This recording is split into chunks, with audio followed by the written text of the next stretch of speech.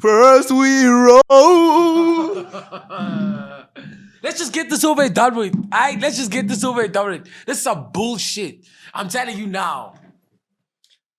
I even chose not to wear the Chelsea jersey because I'm a good guy. I was gonna say I'm a Christian, but no, this has nothing to do with religion. Football is religion for this segment. Let me take the mic my side. My people, you guys know the song, right? Haaland, Haaland, he's a blue and he's your dad. Oh, Yes. he's a blue. He's your dad. Wait. He's your dad. Ish, look at that. Okay. He's, why? We're on video. That's so sick. That's crazy.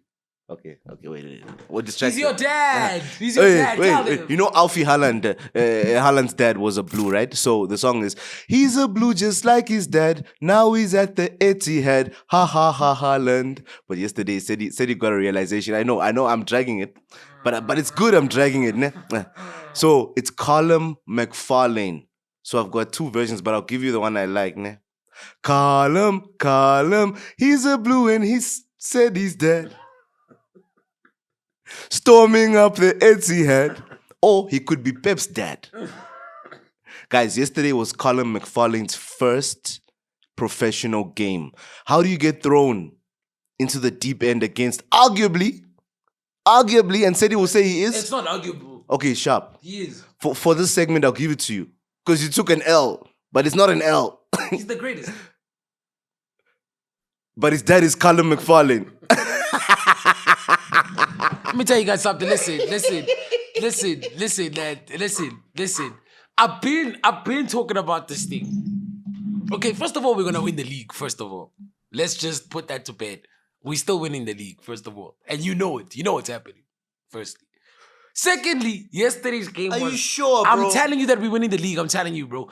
But the only problem is that during the game, I'm sitting there and I'm watching it and I'm just like, there were so many opportunities.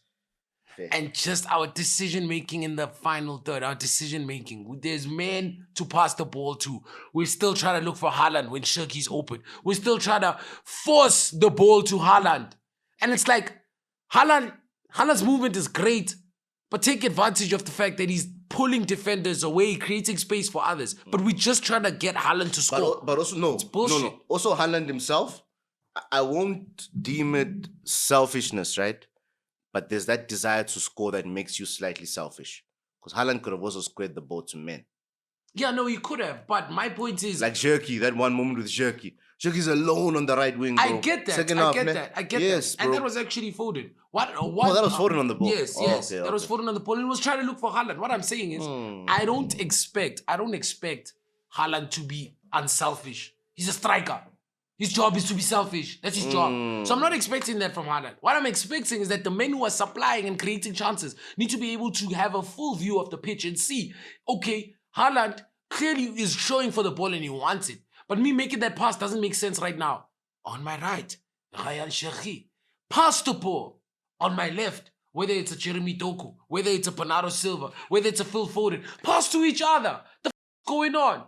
Listen. And then we're gonna draw with the man who is not even a manager. We're gonna go draw with the under 21 coach. Who the is that? Like, I'll tell you something now, man.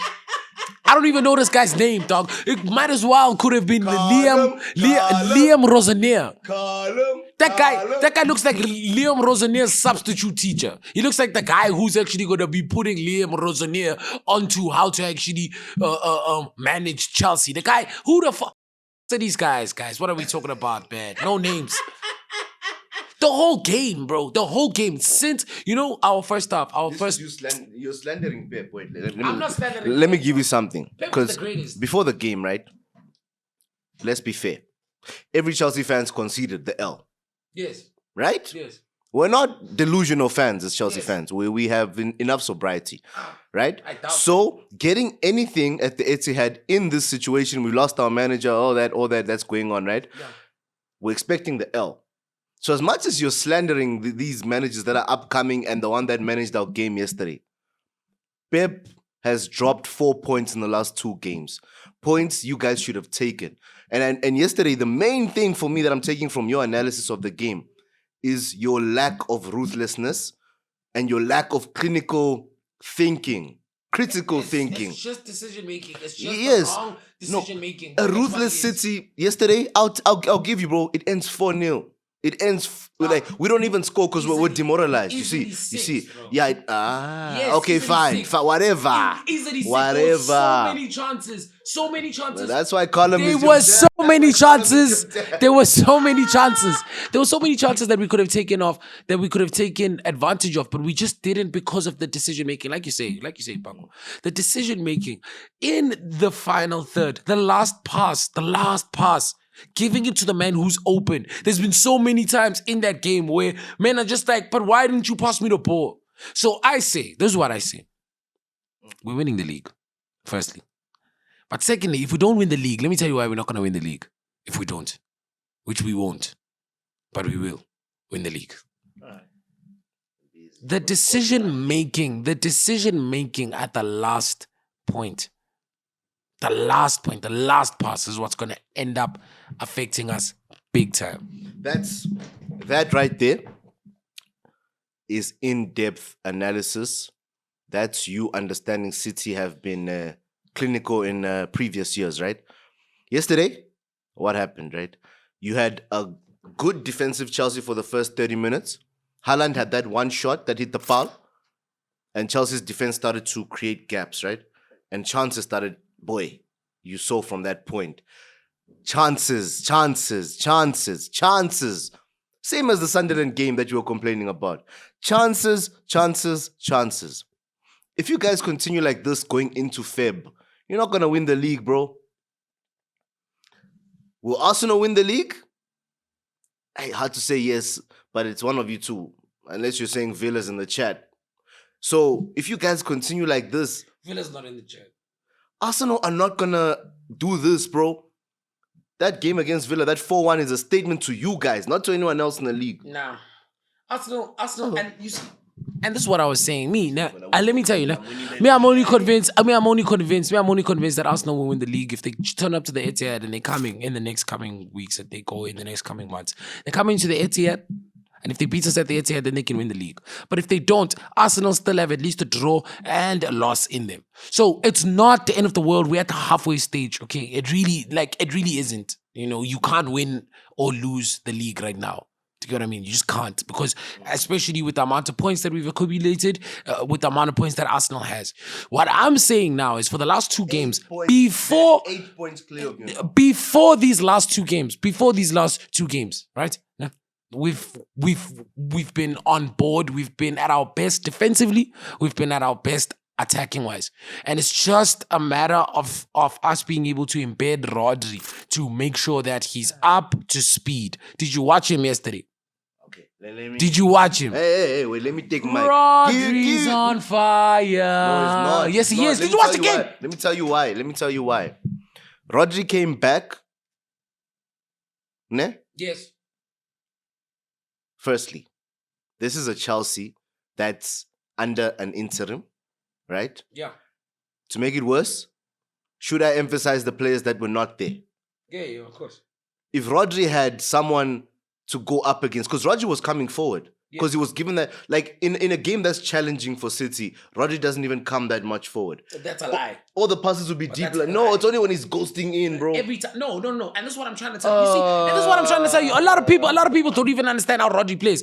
That's his whole thing, especially in a game that's challenging. The reason why Rodri is such an unlocker of a game for us is because what he allows us to do is he connects the attack with the defense. 1, 2, he connects both flanks. He's the centerpiece. Yeah. Right? So in the same way that Nico Gonzalez has been learning to adapt his own play style to the role, the whole point is this man in the middle of the park. I'll make an example. You know, in the game against Sunderland when he came on, for those 45 minutes, he made the most progressive passes. Now I don't want to go into now like stats or whatever, but he's the guy who's making the pass before the pass. If you look at the game yesterday, he threaded men into space so many times. The amount of times he was switching the ball so many times.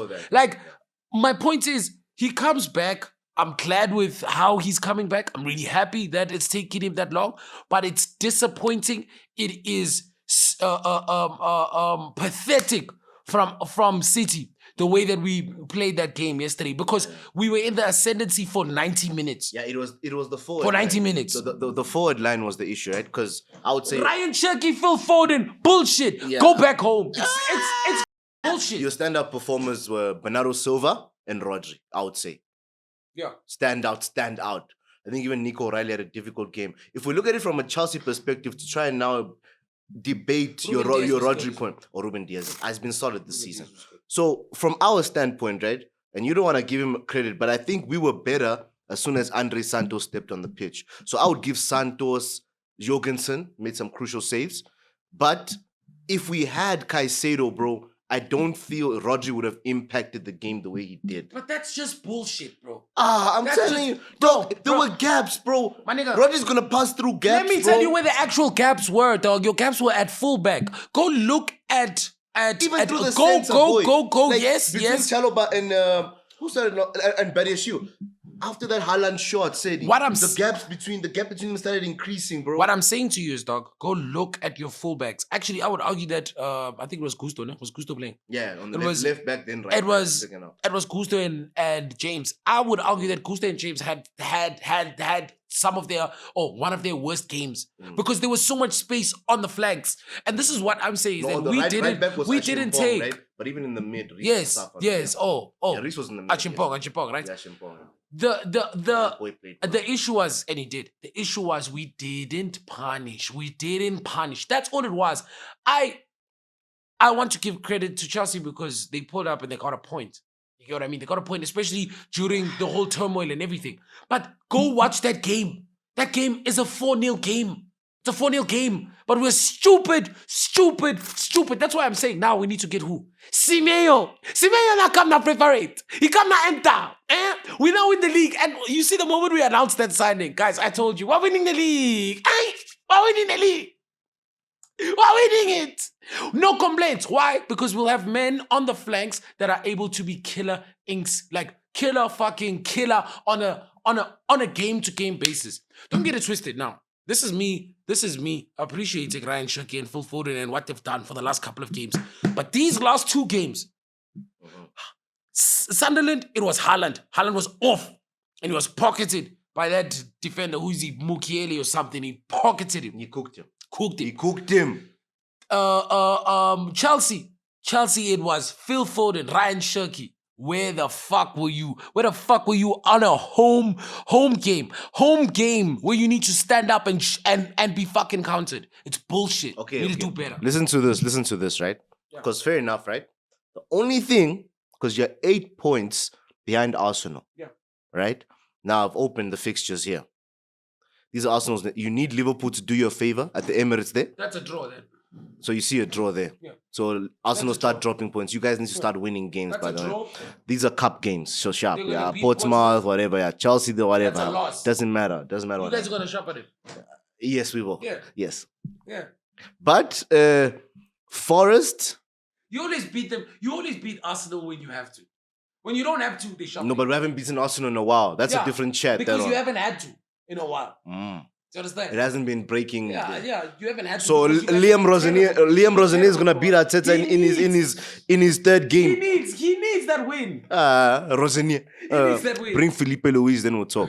And he must come speak to Pep to get the right advice to beat. Pep's just us. gonna tell him to cut his hair. Mwah, become cheese scope like me. Don't be like Arteta keeping hair. So then they have Forest. They'll probably win that game. Fortunately, they have United end of Jan. They could also drop points there. United show up against Arsenal. They show up against Arsenal, Liverpool, They do. even against us. just They show up, They yeah. just show up. Leeds, tricky game as well. Then second leg between us and them in the Carabao. Sunderland in... Dog, Arsenal could...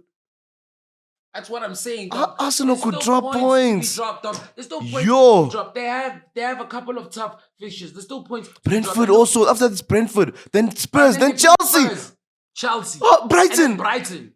Dog, there's still, and then Everton. There's still points to be dropped. And that's why I'm saying, guys, we're halfway through the season. We're halfway through the season. Understand? Yo. And in the same way that Arsenal Hey. has hectic fixtures, we have some hectic fixtures as well. Right? But what I'm saying is, Arsenal, they have to come to the Etihad and beat us on But your our game is in home April, you check. court. You see, It's they like need after to beat us in mid-April. April and win the league. Newcastle. And then they have, and before that, they play Bournemouth. Well, without Semeyo. Bournemouth will be finished. Semeyo. No. Semeyo. Bournemouth are about to become Robin Hood. They're about to give us points, all of us. Okay.